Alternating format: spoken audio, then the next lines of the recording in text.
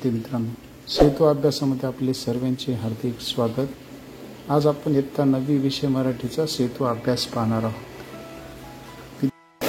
विद्यार्थी मित्रांनो, आजचा दिवस आहे आपला 18 आणि 19 यात आपण पद्य ही संकल्पना या ठिकाणी समजून घेणार आहोत। विद्यार्थी मित्रांनो, विभाग 1 मध्ये आपण गद्य आणि पद्य याच्यातला फरक जो आहे हा फरक या ठिकाणी आपण समजून घेतला। आता आपल्याला घटक 2 मधले या 2 दिवसात आपल्याला प्रामुख्याने पद्य म्हणजे कवितेतले घटक आणि ही कविता आपल्याला तालासुरामध्ये कशी गायन करता येईल याविषयी या ठिकाणी आपण माहिती पाहणार आहोत। विद्यार्थी मित्रांनो, तुमच्या समोर जी काही सायंकाळची शोभा अतिशय सुंदर अशी कविता आहे, ही भा. तांबे यांची कविता आहे।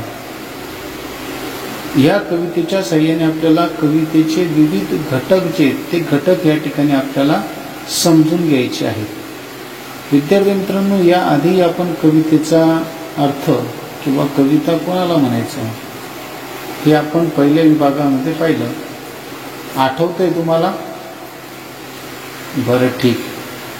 आपण सुरुवातीला कविता म्हणजे काय, तर कविता याचा साधा सरळ सोपा अर्थ जर या ठिकाणी आपल्याला सांगायचा झाला तर आपल्या भावना ह्या लयबद्ध नाद माधुर्य पद्धतीने शब्दात जे काही व्यक्त केलेले असतात त्याला आपण कविता असे म्हणतो।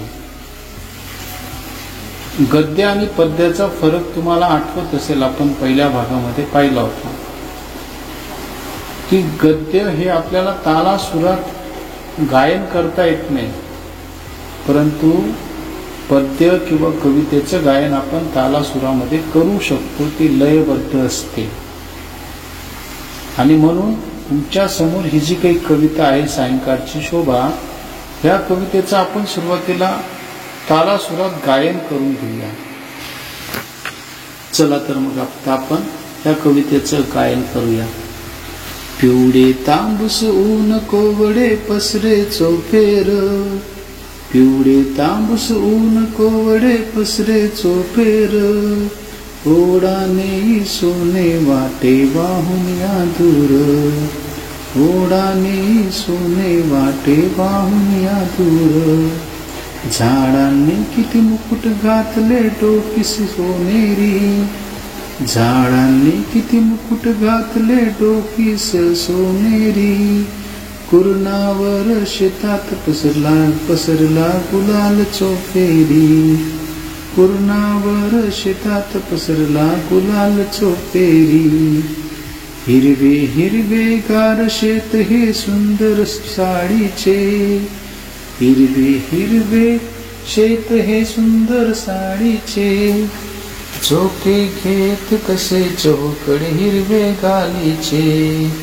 झोके घेत कसे चोहोकडे हिरवे गालीचे, सोनेरी मखमली रुपेरी पंख किती कांचे, सोनेरी मखमली रुपेरी पंख किती कांचे, रंग किती वर तरे तरेचे इंद्रधनुष्यांचे, रंग किती वर तरे तरेचे इंद्रधनुष्यांचे, अशी अचल फुल पाखरे फुले साडीस जणू फुलती, अशी अचल फुल पाखरे फुले साडीस जणू फुलती, साडीवर झोपली जणू का पाळण्यात झुलती, साडीवर झोपली जणू का पाळण्यात झुलती, झुळकन सुळकन इकडून तिकडे किती दुसरे उडती, झुळकन सुळकन इकडे तिकडे किती दुसरे उडती, हिरे मानके 5 फुटूनी पंखची गरगरती,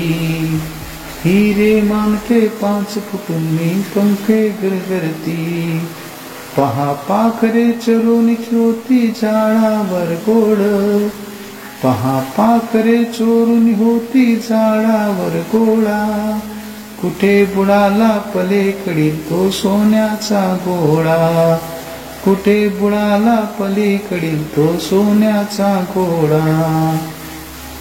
छान ना? किती छान आणि सुंदर अशा चालीमध्ये आपल्याला ह्या कवितेचं गायन करता येऊ शकते विद्यार्थी मित्रांनो. म्हणजे याच्यावरून या ठिकाणी आपल्याला कवितेचा पहिला जो काही घटक आहे हा घटक आपल्याला सांगता येईल आणि तो म्हणजे काय तर लयबद्ध रचना. कवितेचा आपल्याला पहिला जो काही घटक आपल्याला सांगता येईल लयबद्ध रचना. कारण ह्या कवितेचं आपण छान प्रकारे या ठिकाणी गायन करता येऊ शकतो.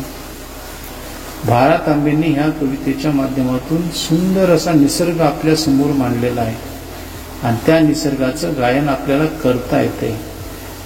म्हणजेच लयबद्ध रचना हे या ठिकाणी कवितेचं वैशिष्ट्य आपल्याला सांगतो किंवा कवितेचा महत्वाचा घटक आपल्याला सांगतो विद्यार्थी मित्रांनो.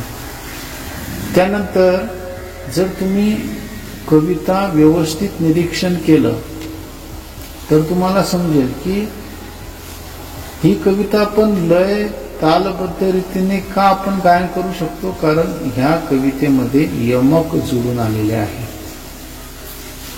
कवितेचं हे एक महत्वाचं वैशिष्ट्य असतं ते म्हणजे यमक. त्यानंतर विद्यार्थी मित्रांनो पुढचा जर घटक या ठिकाणी आपल्याला पाहायचा झाला तर भाषेला सौंदर्य बनवण्याचं जे काही काम आहे हे काम कोण करतं माहिती आपल्याला सर्वांना, ते म्हणजे अलंकार. तर कवितेमध्ये आपल्याला अलंकारिक रचना या ठिकाणी विद्यार्थी मित्रांनो दिसून येते. म्हणजे आपण ही जर कविता पाहिली तर ह्या कवितेमध्ये उपमा अलंकार आलेला आहे, अतिशयोक्ती अलंकार आलेला आहे, यमक अलंकार आहे. हे विविध अलंकार ह्या कवितेमध्ये आपल्याला दिसून येतात विद्यार्थी मित्रांनो. त्यानंतर पुढचा जो काही या ठिकाणी आपल्याला घटक सांगता येईल किंवा वैशिष्ट्य सांगता येईल की कवी म्हणजे आपण म्हणतो ना जिथे ना पोहोचे रवी तिथे पोहोचे कवी. कवीचे विचार हे सृजनशील असतात. सृजनशील विचारांनी कविता ह्या ठिकाणी तयार होते. सृजनशीलता त्याच्यामध्ये आपल्याला दिसून येते. मग हा एक महत्वाचं वैशिष्ट्य या ठिकाणी आपल्याला सांगता येईल. त्यानंतर ह्या कवितेच्या आधारे आपल्याला कवितेचं पुढचं जे काही घटक या ठिकाणी सांगता येईल तो म्हणजे याच्यातून कवी या ठिकाणी आपल्या भावना व्यक्त करतो. आपल्या भावनांना मोकळीकता तो देत असतो. म्हणजे संध्याकाळच्या सायंकाळची शोभा अतिशय छान प्रकारे लेखकांनी आपल्या शब्दातून व्यक्त केलेली आणि ते शब्द म्हणजेच लेखकांचे काय भावना आहे. तर हे एक वैशिष्ट्य या ठिकाणी आपल्याला सांगता येईल, घटक आपल्याला सांगता येईल विद्यार्थी मित्रांनो. त्यानंतर सर्वात महत्वाची गोष्ट जर आपण कवितेच्या रचनेचा जर या ठिकाणी आपण विचार केला विद्यार्थी मित्रांनो तर कविता आपल्याला अतिशय कमी शब्दामध्ये खूप मोठा विचार या ठिकाणी ती व्यक्त करते. तर सायंकाळची शोभा, आपण सायंकाळच्या शोभेवर जर या ठिकाणी ठरवायचं झालं तर खूप मोठा निबंध लिहू शकतो, खूप मोठमोठी वाक्य तयार होऊ शकतात. पण एवढे सर्व वाक्य न लिहिता छान अशा 2-2 ओळींमध्ये 2-2 कडव्यांमध्ये छान प्रकारे या ठिकाणी भा. रा. तांबेंनी सायंकाळची शोभा निसर्गाचं वर्णन या ठिकाणी आपल्याला केलेलं दिसून येते विद्यार्थी मित्रांनो. त्यानंतर सर्वात महत्वाची गोष्ट म्हणजे कवितेला हा विषय असतो. कवितेला मध्यवर्ती कल्पना असते. कवितेतून एखादा बोध त्या ठिकाणी आपल्याला होत असतो. आता पहा, आपण ही जी काही सायंकाळची शोभा पाहतो याची मध्यवर्ती कल्पना काय आहे तर सायंकाळचं विलोभनीय दृश्याचं वर्णन ह्या ठिकाणी कवींनी आपल्या समोर केलेलं आहे. तर अशा पद्धतीने विद्यार्थी मित्रांनो ह्या कवितेच्या आधारे आपल्याला पद्य म्हणजे काय किंवा पद्याची वैशिष्ट्य काय असतात, कवितेची घटक काय असतात, हे घटक या ठिकाणी आपल्याला ह्या कवितेच्या आधारे आपल्याला समजून घेता येते विद्यार्थी मित्रांनो. आणि हा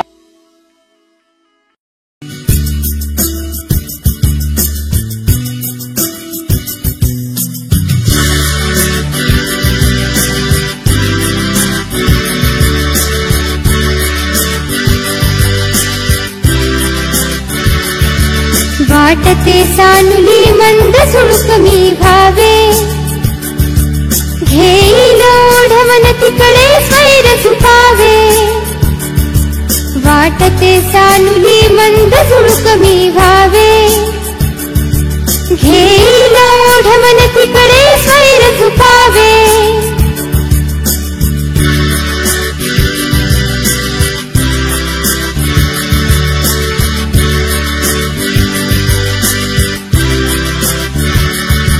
कधी बाजारी तर कधी नदीच्या काठी, राईत कधी वापडक्या वाड्या पाठी.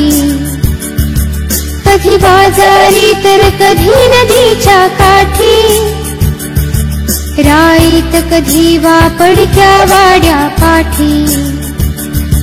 हळू थबकत जावे कधी कानुसा घेत, कधी रमत गमत वा कधी भरारी थेट. वाटते सानुली मंद सुळक मी भावे, घेईल ओढवण तिकडे स्वैर सुखावे.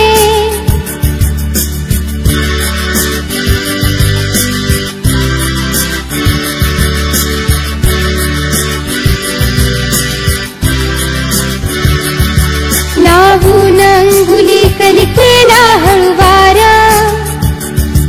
ती फुलुनी बघे तो भावे पार पसार. लावून अंगुली कलिकेला हळूवार, ती फुलुनी बघे तो भावे पार पसार. परी जाता जाता सुगंध संगे न्यावा, तो दिशा दिशातून फिरता उधळून द्यावा. वाटते सानुली मंद सुळक मी भावे, घेईल ओढवण तिकडे स्वैर सुखावे.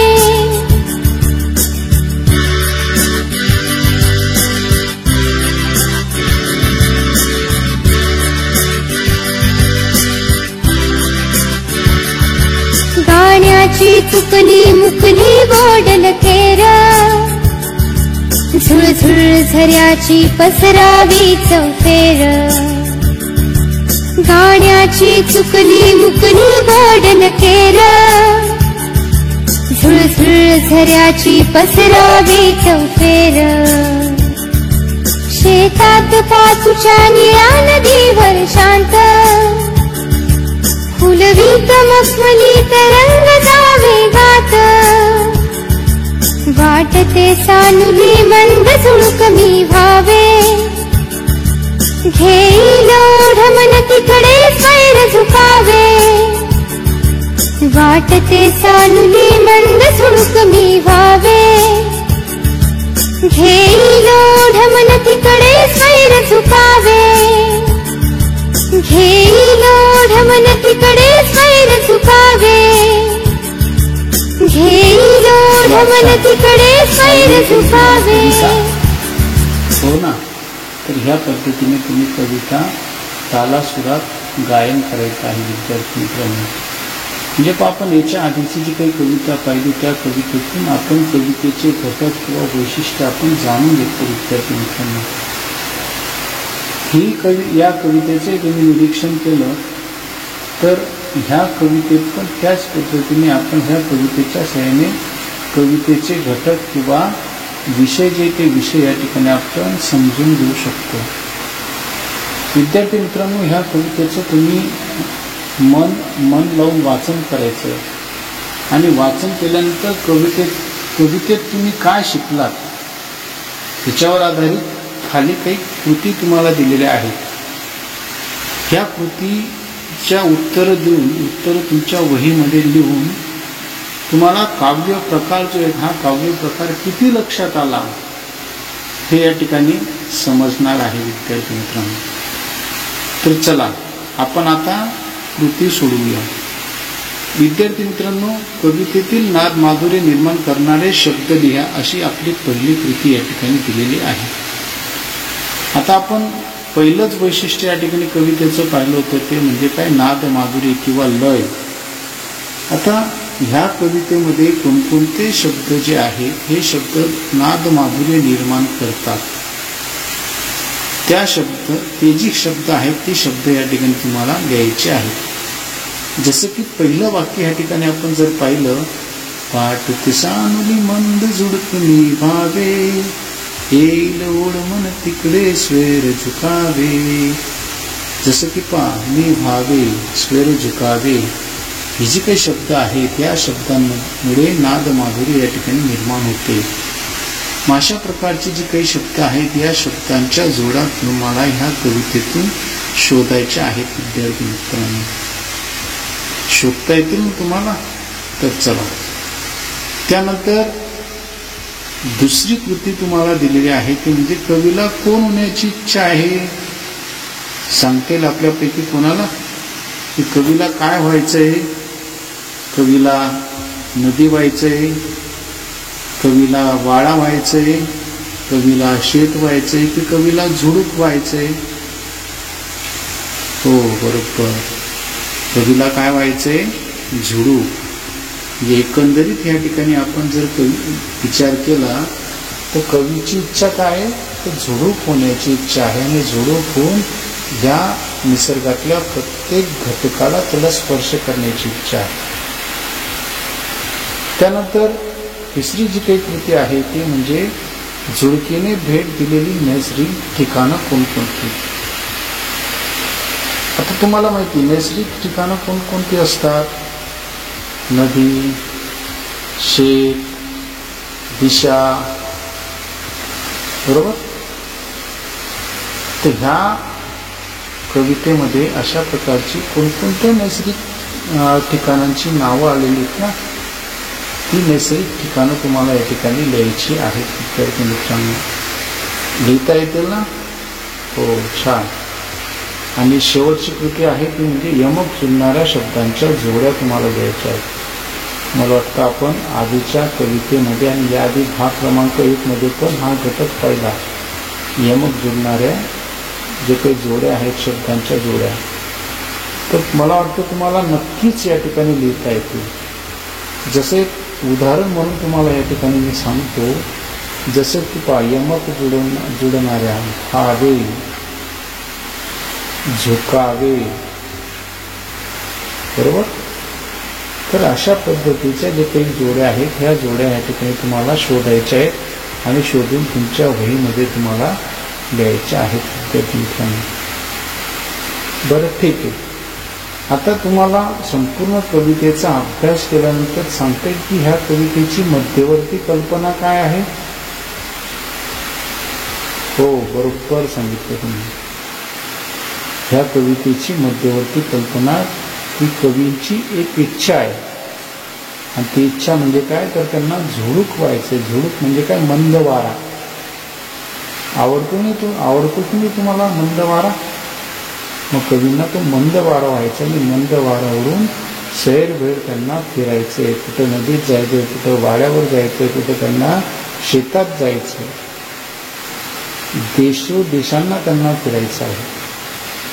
तर ही कवितेची काय झाली? मध्यवर्ती कल्पना. हे कवितेचं वैशिष्ट्य आपल्याला सांगते की कवितेची मध्यवर्ती कल्पना असते. विद्यार्थी मित्रांनो, तर अशा पद्धतीने आपण कविता हा घटक जो आहे हा घटक या ठिकाणी सक्षम होऊया. म्हणजे आता खऱ्या अर्थाने तुम्हाला काव्य किंवा पद्य हे घटक समजलेलं असेल, साहित्य समजलेलं असेल, म्हणजेच तुम्ही काव्याच्या बाबतीमध्ये सक्षम झालात ना. हो, आता आपण पुढे जाऊया. विद्यार्थी मित्रांनो, सराव करूया या घटकांतर्गत. आत्ता जी काही आपण झुडूप ही कविता पाहिली त्या कवितेचं आपण मन लावून वाचन करायचं आहे आणि वाचन करून दिलेल्या कृती ज्या आहेत त्या कृती तुम्ही त्या कवितेच्या आधारे सोडवायच्या. विद्यार्थी मित्रांनो, जसं की पहिली कविता आहे, पहिलं जे काही कृती दिलेली ती म्हणजे झुडपलेल्या ज्या ज्या ठिकाणी जावेसे वाटते ते ठिकाण कोणते? झुडकेला ज्या ज्या ठिकाणी कोणकोणत्या ठिकाणी त्याला जावं असं वाटतं? हो, बरोबर. कुठं कुठं वाटतं त्यांना? तर नदीकाठी जावं असं वाटतं, वाळ्याच्या ठिकाणी त्याला जावं असं वाटतं, शेतामध्ये त्याला जावं असं वाटतं की नाही. हो, तर हे तुम्हाला ह्या चौकटीमध्ये उत्तरं लिहायची आहेत. त्यानंतर पुढची कृती जी तुम्हाला दिलेली आहे, पुढील ओळींचा सरळ अर्थ लिहायचा. सरळ. शेतात पाचूच्या निळ्या नदीवर शांत, फुलवीत मखमली तरंग जावे गात. या ओळीचा सरळ अर्थ तुम्हाला लिहायचा आहे. म्हणजे ह्या ओळीतून कोणत्या भावना लेखकांनी व्यक्त केलेल्या आहेत ते तुम्हाला या ठिकाणी लिहायचं आहे विद्यार्थी मित्रांनो. आता पहा, शेतात पाचूच्या निळ्या नदीवर शांत, म्हणजे ह्या पाचू म्हणजे एक रत्न असतं आणि त्या रत्नाचा हिरवा रंग, आणि त्या पाचूच्या शेतामध्ये निळ्या नदीवर शांत पद्धतीने त्या ठिकाणी तरंग निर्माण होतात आणि ते तरंग जणू काही गीत गात आहेत. अशा प्रकारचा भाव जो आहे, हा भाव ह्या ओळीतून या ठिकाणी लेखकांनी, कवींनी व्यक्त केलेला आपल्याला दिसून येतो विद्यार्थी मित्रांनो. तर तुम्ही तुमच्या पद्धतीने ह्या ओळीचा सरळ अर्थ जो आहे, सरळ अर्थ या ठिकाणी लिहायचा आहे. त्यानंतर कल्पक होऊया या घटकात तुम्ही पक्षी आहात अशी कल्पना करा आणि पक्षी होऊन तुम्ही कोणकोणत्या गोष्टी करायला आवडतील. म्हणजे जसं कवी झुडप होऊन कोणकोणत्या गोष्टी करण्याची त्यांनी इच्छा व्यक्त केली, तसं तुम्ही जर पक्षी झालात तर तुम्हाला काय काय करायला आवडेल हे तुम्ही तुमच्या शब्दामध्ये लिहायचं आहे. मी झुडूप बोलतो या विषयावर तुम्ही 10 ओळी लिहिण्याचा प्रयत्न करा. झुडूप म्हणजे मी आधी सांगितलं की मंद वारा, तुम्ही मंद वारा बोलता आहे असं समजून त्याच्यावर आधारित 10 ओळी ज्या आहेत, त्या 10 ओळी या ठिकाणी तुम्हाला लिहायच्या आहेत विद्यार्थी मित्रांनो. तर अशा पद्धतीने आपण कविता काव्य ह्या घटकाचा या ठिकाणी अभ्यास केला आणि शेवटी आपल्याला सांगता येईल की काव्य घटक समजून घेण्यासाठी आपल्याला कवितेतील घटक समजून घ्यावे लागतात आणि हे घटकांमध्ये लय, ताल, नाद, माधुर्य, प्रासादिक रचना, प्रतीक, प्रतिमा हे घटक या ठिकाणी असतात आणि या घटकांमध्ये काव्याला शोभाची ही शोभा या ठिकाणी येत असते विद्यार्थी मित्रांनो. तर अशा पद्धतीने आपण आज काव्याची रचना, काव्याची वैशिष्ट्ये जी ती वैशिष्ट्ये या ठिकाणी आपण पाहिली. तर तुम्हाला हा घटक समजला असेल. दिलेल्या कृती आपण आपल्या वहीमध्ये सोडवायच्या आहेत. आता आपण इथं थांबूया. धन्यवाद.